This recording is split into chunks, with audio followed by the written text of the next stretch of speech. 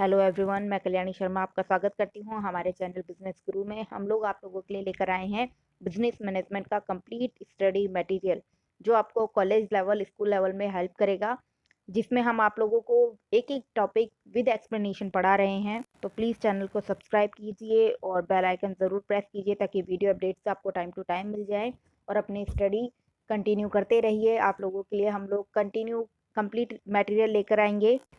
अभी हम लोग आप लोगों के लिए लेकर आए हैं 12th आरबीएससी की कंप्लीट स्टडी मटेरियल, जिसमें आपको एक एक टॉपिक कंप्लीट एक्सप्लेनेशन के साथ आपको समझाया जा रहा है। आपकी कंप्लीट बुक आपको इसमें कवर करवाई जा रही है।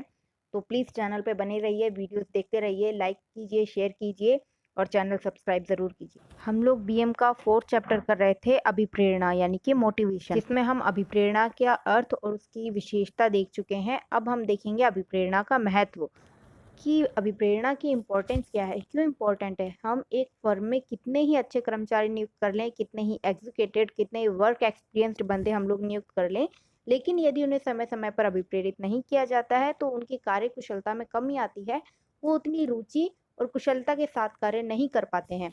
तो हमें उन्हें उनकी परिस्थितियों के अकॉर्डिंग अभिप्रेरित करने की आवश्यकता होती है, जो एक प्रबंधक समय समय पर करता है।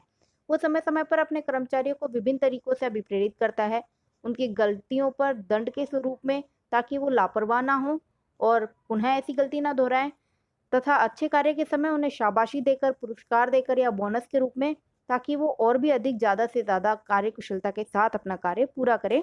तो इसलिए अभिप्रेरण की आवश्यकता होती है, जिसके संबंध में जनरल फूड कॉरपोरेशन के भूतपूर्व अध्ययनकर्ता क्लेरेंस फ्रांसिस का यह कहना था कि आप किसी भी व्यक्ति का समय खरीद सकते हैं, आप किसी भी व्यक्ति का विशिष्ट स्थान पर शारीरिक उपस्थिति खरीद सकते हैं, किंतु आप किसी का उत्साह, उसकी पहलपन और उसकी वफादारी नहीं खरीद सकते। अभिप्रेरणा के महत्व को इस बात से स्पष्ट किया जा सकता है कि वो आपके लिए क्यों कार्य करे, वो आपके प्रति वफादार क्यों हो, वो क्यों उसके अंदर पूरी लगन के साथ कार्य करे या किसी कार्य को करने में अपनी पहल दिखाए। ये तो अभिप्रेरणा से ही संभव है, जिसे हम अन्य बिंदुओं से स्पष्ट करते हैं। महत्व का सबसे पहला बिंदु है निर्धारित लक्ष्यों की प्राप्ति में सहायक। किसी भी संस्था के निर्धारित लक्ष्यों एवं उद्देश्यों को प्राप्त करने के लिए अभिप्रेरणा अत्यंत आवश्यक होती है। अभिप्रेरण के जरिए ही कर्मचारियों को उन कार्यों के प्रति प्रेरित किया जाता है या उन कार्यों को करने के लिए प्रेरित किया जाता है जिनको करने से संस्था के लक्ष्यों की प्राप्ति संभव हो। संगठन में उद्देश्यों की प्राप्ति के लिए अनेक प्रकार की क्रियाएं करनी पड़ती हैं। कई संगठन बनते हैं, कई विभाग होते हैं, उसमें अलग अलग अधिकारी होते हैं, कर्मचारी होते हैं, सबके अपने अपने कार्य होते हैं। तो इन क्रियाओं को प्रबंधक खुद नहीं करता बल्कि दूसरों के माध्यम से करवाता है। इसलिए अभिप्रेरण ज़्यादा आवश्यक होता है, क्योंकि दूसरा व्यक्ति आपके उद्देश्यों की पूर्ति के लिए कार्य क्यों करेगा। इसके संबंध में ब्रैच ने कहा है कि व्यवहार में अभिप्रेरणा की समस्या प्रबंधक की प्रमुख समस्या है और यह महाप्रबंधक के प्रमुख कार्यों में से एक कार्य है। यदि वो अपने कर्मचारियों को अभिप्रेरित नहीं कर पा रहा है तो अपने उद्देश्यों की पूर्ति के लिए उनसे कार्य नहीं करवा सकता, चाहे कितना ही दंड दे ले या कितना ही बड़ा पुरस्कार। अब अगला महत्वपूर्ण बिंदु आता है कार्य संतुष्टि में अभिवृद्धि। जब कर्मचारी को उसके कार्य के प्रति संतुष्टि प्राप्त होती है, यानी कि उसके कार्य करने का जो उद्देश्य है वो सफल हो जाता है, तो ही वो उस कार्य को करने के लिए या उसके प्रति रुचि रखेगा या उसके प्रति ईमानदारी रखेगा।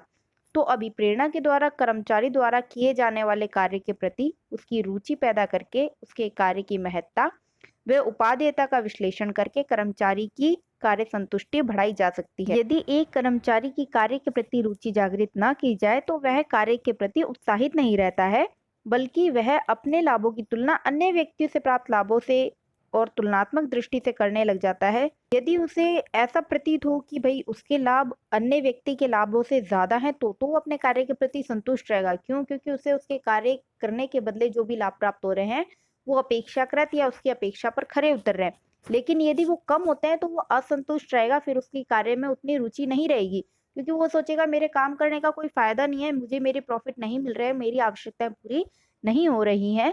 तो अभिप्रेरणा के जरिए उनके कार्यों की संतुष्टि प्रदान की जाती है। अभिप्रेरणा के जरिए उन्हें उनकी आवश्यकताओं की, ये संतुष्टि की जो आवश्यकता होती है उसको पूर्ति करने की कोशिश करते हैं। जैसा कि आपने मोदी जी का मेक इन इंडिया वाला देखा था, ऐड देखा होगा, जिसमें स्टार्टअप वाला ऐड आया था, जिसमें एक व्यक्ति आता है, वो बहुत सारे लोगों से ये कहता है कि हम अपना न्यू स्टार्टअप शुरू कर रहे हैं हो सकता है तनख्वाह शुरू शुरू में कम हो, लेकिन कार्य करने में मज़ा आएगा, तो क्या आप मेरा साथ दोगे? तो सभी उससे प्रेरित होकर उसका साथ देने के लिए एग्री हो जाते हैं। तो यहाँ पर उन सभी व्यक्तियों की आत्मसम्मान की संतुष्टि की गई। अब वो जो कार्य कर रहे हैं, वो पैसे के अतिरिक्त आत्मसम्मान के लिए कार्य कर रहे हैं, तो यहाँ पर इनके आत्मसम्मान की आवश्यकता की संतुष्टि उस व्यक्ति ने करी थी। तो यही कार्य एक प्रबंधक को अपने कर्मचारियों के साथ करना पड़ता है। तनख्वाह कम होते हुए भी आज का कर्मचारी ऐसी जगह पे काम करना चाहता है जहाँ पे उसके आत्मसम्मान की रक्षा हो, जहाँ पे उसके कार्य को पूरी महत्ता दी जाए, उसके कार्य को समझा जाए।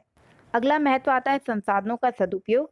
संस्था के मानवीय संसाधनों के कुशलतम उपयोग हेतु कर्मचारियों को अभिप्रेरित किया जाना आवश्यक है, क्योंकि हम जानते हैं कि अभिप्रेरण तो सिर्फ मनुष्य का ही किया जा सकता है, ना तो पशु पक्षी, ना ही मशीन का, ना ही किसी रोबोट का। तो एक कुशल कर्मचारी को यदि अभिप्रेरित नहीं किया जाएगा तो उसकी कार्यक्षमता एक अकुशल कर्मचारी के समान हो जाती है। ऐसे में अभिप्रेरणा से कर्मचारी की योग्यता का विकास करके संस्था हित में उनका सदुपयोग किया जा सकता है। एक अभिप्रेरित कर्मचारी व्यक्तिगत हितों की अपेक्षा संस्था के हितों को प्राथमिकता ज्यादा देता है। जब कर्मचारी की आवश्यकता संतुष्ट हो रही है तो वो ज्यादा से ज्यादा अभिप्रेरित होके वो ये देखता है, जब संस्था मेरी सभी जरूरतों को पूरी कर रही है, मेरे बच्चों को शिक्षा, मुझे बीमा, बल्कि सभी सुविधाएं उपलब्ध करवा रही है, तो मैं उनको ज्यादा से ज्यादा उत्पादन प्रदान करूं, मैं उनका बुरे वक्त में भी सहयोग दूं। और यही होता है एक कुशल कर्मचारी के लिए। यदि कोई व्यक्ति अच्छा कार्य कर रहा है तो भी आप उसे शाबाशी ना दो या उसके कार्य की सराहना ना करो, तो वो ये सोचता है कि फिर मेरे अच्छे काम करने का फायदा क्या, मैंने इतनी मेहनत की ही क्यों। तो यहाँ पर वो डीमोटिवेट हो जाता है और उसकी कार्य कुशलता में कमी आ जाती है। इसलिए जो अच्छा काम कर रहे हैं उन्हें भी हमें अभिप्रेरित करना पड़ता है, और ये अभिप्रेरण प्रबंधक प्रमोशन के जरिए, बोनस के जरिए या अन्य तर्क जो भी प्रशंसा शब्द होते हैं उनके जरिए वो करने की कोशिश करता है, या फिर उनके कार्यों को, उनके विचारों को महत्व देकर, उनके आइडियाज को एक्सेप्ट करके वो एक तरीके से मोटिवेशन दे रहा है। जब किसी कर्मचारी ने कोई आइडिया दिया और प्रबंधक ने उसे स्वीकार किया या उसके बारे में सोचा, इसी से ही वो जो कर्मचारी होगा वो मोटिवेट हो जाएगा, और वो ये सोचेगा कि हमारा प्रबंधक हमसे जुड़ा हुआ है और हमारी योग्यता को महत्व देता है। अब अगला पॉइंट है मनोबल में वृद्धि। क्योंकि अभिप्रेरणा किसी भी व्यक्ति के अंतर्मन में किसी कार्य को करने के प्रति इच्छा जागृत करती है, और जब वो उस कार्य को करने के लिए प्रेरित हो जाता है या फिर कार्य करना प्रारंभ कर देता है, यानी कि उसके अंतर्मन में मनोबल में वृद्धि हो गई है। तो मनोबल कार्य करने की इच्छा का नाम है। अभिप्रेरणा से कर्मचारियों की आवश्यकताओं की पूर्ति होती है एवं उसे मानसिक संतुष्टि प्रदान होती है। मानसिक संतुष्टि के परिणाम स्वरूप कर्मचारी का व्यवहार और प्रवृत्तियां संस्था के अनुकूल बनती हैं, जिससे कर्मचारी में अधिकाधिक कार्य करने की इच्छा जागृत होती है एवं उसका मनोबल बढ़ता है। यानी कि जब उसको किसी भी तरीके का स्ट्रेस नहीं है, किसी भी तरीके की चिंता नहीं है, यानी कि एक कर्मचारी को रहने की, खाने की, बच्चों की पढ़ाई की, जीवन बीमा की, मेडिकल की सभी सुविधाएं दी जा रही हैं, तो अब पीछे बाकी क्या रह गया? Plus bonus, promotion time to time मिल रहा है, तो उसकी सभी ज़रूरतें पूरी हो रही हैं, तो अब उसका मानसिक तनाव कम हो गया है, क्योंकि यही बेसिक चिंता होती है किसी भी व्यक्ति की, रोटी, कपड़ा और मकान। ये पूरी हो गई तो अब उसकी चिंता मुक्त हो गई, चूँकि फर्म ने उसकी सभी चिंताओं को मुक्त किया है, तो वो फर्म के प्रति समर्पित हो जाता है और उस पूरी लगन के साथ कार्य करने लग जाता है, उनके उद्देश्यों की पूर्ति के लिए स्वयं इच्छा जागृत कर लेता है उस कार्य को पूर्ण करने की। अब अगला पॉइंट आता है अच्छे श्रम संबंधों का निर्माण। अभिप्रेरणा इस बात पर बल देती है कि श्रमिक मूलतः एक मनुष्य है, अतः उसके साथ सम्मानजनक मानवीय व्यवहार किया जाना आवश्यक है। अभिप्रेरणा से प्रबंधकों एवं कर्मचारियों के मध्य पारस्परिक सहयोग एवं विश्वास पनपता है, जिससे कर्मचारियों की शिकायतें, नैराश्य, हताशा, हड़ताल, तालाबंदी में कमी आती है और अच्छे श्रम संबंधों का निर्माण होता है। जब एक प्रबंधक अपने कर्मचारियों की समस्याओं को सुनता है, उनकी बातों को महत्व देता है, यानी उन्हें कोई दिक्कत आ रही है तो ये नहीं कह देता कि आपको काम करना है तो करो वरना कहीं और चले जाओ, बल्कि उनकी समस्या का निदान करता है, तो कर्मचारी उससे मधुर संबंध बना लेते हैं, यानी कि उनके बीच में जो एक वातावरण होता है वो सौहार्दपूर्ण बन जाता है, मैत्रीपूर्ण बन जाता है, जिसमें कर्मचारी ये देख रहा है कि हमारा प्रबंधक खड़ूस नहीं है, वो पद का महत्व नहीं दिखाता, पद का रोब नहीं दिखाता, बल्कि हमारे साथ फ्रेंडली रहता है, तो वो उसके कार्यों के लिए खुद ही करने को तैयार हो जाते हैं। चूंकि एक कर्मचारी सैलरी के अतिरिक्त या तनख्वाह के अतिरिक्त या पैसों के अतिरिक्त सम्मान भी चाहता है, आज का व्यक्ति सम्मान के लिए कार्य कर रहा है, इसलिए वो कम सैलरी में भी ऐसी जगह काम करेगा जहाँ पे उसे सम्मान मिलता हो, जहाँ पे उसके कार्य को इम्पोर्टेंस मिलती हो, उसके विचारों को इम्पोर्टेंस मिलती हो, उसे सुना या समझा जाता हो। तो ऐसे में जब ये सब काम किए जाते हैं तो हड़ताल जैसी समस्याएं नहीं आती हैं। जब शिकायतें दूर ही हो जाती हैं तो निराशा या हड़ताल और तालाबंदी जैसी समस्याओं में कमी आने लग जाती है। अब अगला महत्व आता है कर्मचारी अनुपस्थिति एवं आवर्तन में कमी।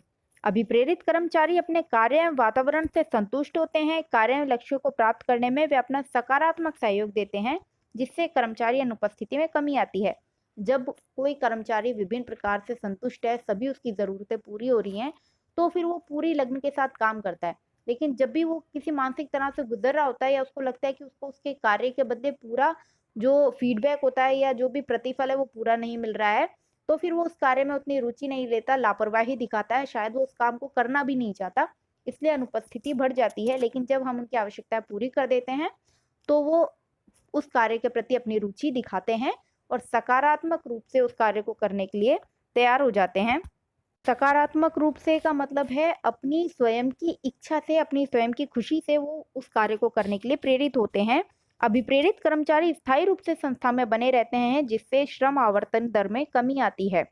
जब कर्मचारी की सभी जरूरतें इसी फर्म में पूरी हो रही हैं तो वो कहीं और काम ढूंढने नहीं जाएगा। यदि हम किसी कर्मचारी की आवश्यकताओं की पूर्ति नहीं कर पा रहे हैं तो वो 1-2 साल काम करते हैं, फिर कहीं नई जगह चले जाते हैं और हमारा काम छोड़कर चले जाते हैं। इस तरीके से कर्मचारी का आना जाना लगा रहता है, जिससे उत्पादन में तो कमी आती ही आती है, साथ में उनको प्रशिक्षण वगैरह देने में भी टाइम लग जाता है। तो इससे फर्म का जो प्रभाव होता है या फर्म की ख्याति में कमी आ जाती है। इसलिए कर्मचारियों को संतुष्टि देना आवश्यक है, जो अभिप्रेरण से ही संभव है। अतः एक अच्छी और सुदृढ़ अभिप्रेरण व्यवस्था से कर्मचारी अनुपस्थिति एवं आवर्तन में कमी लाई जा सकती है। अब अगला महत्व का बिंदु है प्रबंधकीय कार्यों का आधार। प्रबंध के विभिन्न कार्य जैसे कि नियोजन, संगठन, समन्वय, निर्देशन, नियंत्रण आदि को संपन्न करने के लिए अभिप्रेरण की आवश्यकता होती है। यदि कर्मचारी को अभिप्रेरित नहीं किया गया है तो वे प्रबंध के इन आधारभूत कार्यों का निष्पादन उचित ढंग से नहीं करेंगे, जिसके लिए ब्रिच ने कहा है कि अभिप्रेरण की समस्या प्रबंध कार्यवाही की कुंजी है। अर्थात यदि हम कर्मचारियों को उचित प्रकार से अभिप्रेरित कर रहे हैं तो हमारी प्रबंध की व्यवस्था भी बेहतर तरीके से चलती रहती है। ये सभी कार्य सुचारू रूप से चलते रहते हैं, अबाध्य रूप से चलते रहते हैं। लेकिन इसके लिए समय समय पर उन्हें अभिप्रेरित करना जरूरी है। उन्हें ये बताना जरूरी है कि वो कार्य करके उन्हें क्या मिलता है।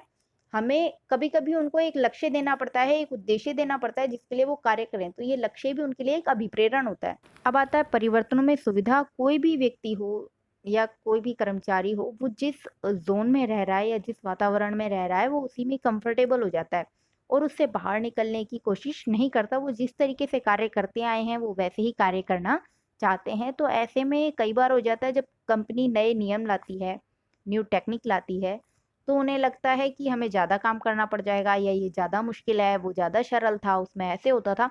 तो इस तरीके से वो रीज़न निकालते हैं कि हमें ये नई तकनीक यूज़ में ना करनी पड़े, वो उसे नकारने की कोशिश करते हैं। ये उनकी नकारात्मक सोच होती है।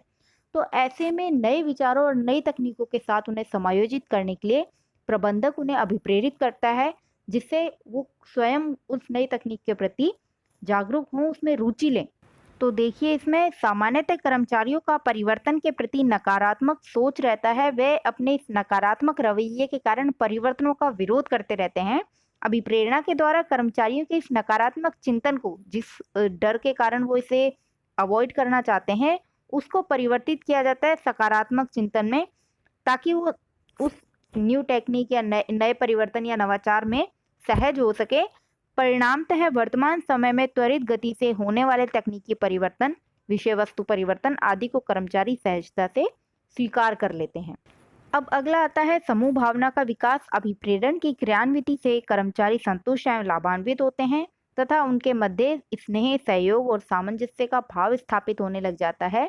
इन भावनाओं के उत्पन्न होने से संगठन में समूह की भावना उत्पन्न होती है, जिससे संस्था के उद्देश्य की प्राप्ति में सहायता मिलती है।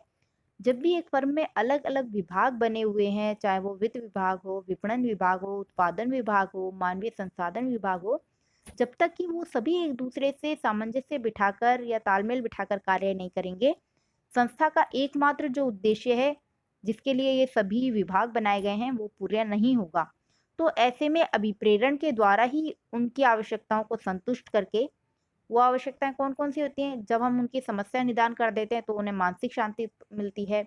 जब उन्हें सम्मानजनक व्यवहार मिल रहा है तो भी उन्हें उनका जो एक आत्मसम्मान वाला जो आवश्यकता है वो संतुष्ट होती है। तो इस तरीके से उनके बीच में मैत्रीपूर्ण व्यवहार बन जाता है, स्नेहपूर्ण व्यवहार बन जाता है, जिससे टीम स्पिरिट बढ़ने लग जाती है। अब अगला आता है संस्था की ख्याति में वृद्धि। संस्था है किससे? बिल्डिंग से, मशीन से, फर्नीचर से? नहीं। प्रबंधक से या संस्थापक से? नहीं। वो अपने कर्मचारियों से है। उसके कर्मचारी उसके लिए कार्य कर रहे हैं पूरी लगन के साथ, तो वो फर्म आगे बढ़ रही है, क्योंकि सभी कार्य कर्मचारी की उपस्थिति के बिना संभव नहीं होते। तो ऐसे में जब संस्था के कर्मचारी संतुष्ट होते हैं तो उसकी ख्याति अपने आप बढ़ने लग जाती है। जो संस्था अपने कर्मचारियों को संतुष्ट एवं प्रसन्न रखती है, व्यवसायिक जगत में उस संस्था की ख्याति में चार चांद लग जाते हैं। कर्मचारी ऐसी संस्था में कार्य करना पसंद करते हैं जहां उनकी आवश्यकताओं और इच्छाओं को पूरा कर उनको खुश रखने का प्रयास किया जाता है। ऐसे में संगठनों में अन्य संस्थाओं के कर्मचारी भी कार्य करने के लिए ललायत रहते हैं। यानी कि आपने खुद ने देखा है, जैसे कि बड़ी बड़ी फर्म है जहाँ पर अच्छी सैलरी मिल रही है, उन्हें एलआईसी की सुविधा मिल रही है, रहने के लिए जगह मिल रही है, ऐसी फर्म में ही कर्मचारी जाना चाहते हैं, क्योंकि वहां पर कर्मचारी की सभी आवश्यकताएं पूरी हो रही है। तो जब कर्मचारी उस फर्म के प्रति इतने आकर्षक दिखते हैं या इतने आकर्षित होते हैं, तो जाहिर सी बात है उस संस्था की ख्याति यानी कि उसका नाम तो बनेगा ही बनेगा। अब अगला आता है व्यवहारिक प्रबंध की कुंजी। EFL ब्रिच ने अपने शब्दों में कहा है कि अभिप्रेरणा व्यवहारिक प्रबंध की एक कुंजी है तथा निष्पादित रूप से प्रबंध का एक महत्वपूर्ण कार्य भी है। क्योंकि हम सब जानते हैं कि प्रबंध की प्रक्रिया व्यवहार से संबंधित है, एक व्यवहारिक प्रक्रिया है।